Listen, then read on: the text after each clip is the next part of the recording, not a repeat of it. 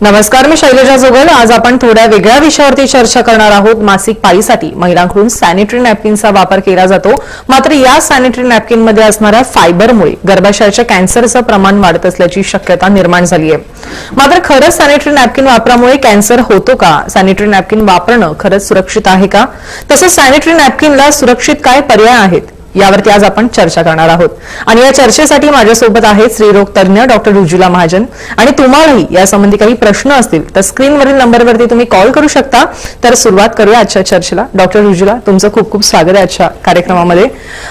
तर आपण विषयच असा घेतलाय का सॅनिटरी नॅपकिन्सचा किंवा पॅड्सचा जो काही वापर आहे त्याने खरंच कॅन्सर होतो का लोकांच्या मनात फक्त ही शंका आहे? नाही, सॅनिटरी नॅपकिन्सनी नक्कीच कॅन्सर होतो।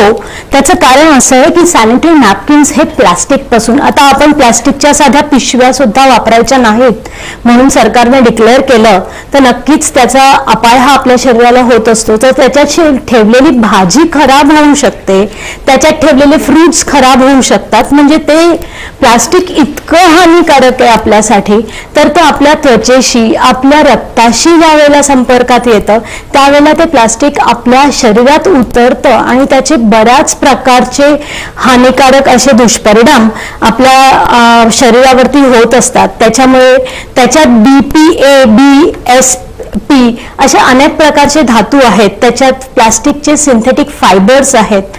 ह्याच जोडीला हे जे प्लास्टिक आहे ह्याच्यामुळे आपली रोगप्रतिकार शक्ती कमी होते आणि ह्याच्यामध्ये बऱ्याच प्रकारचे केमिकल्सही वापरले जातात। उदाहरणार्थ सेल्युलोज वापरला जातो, त्याच्यामध्ये रेयॉन्स वापरलं जातं। अशा अनेक प्रकारचे पॅड्स आहेत।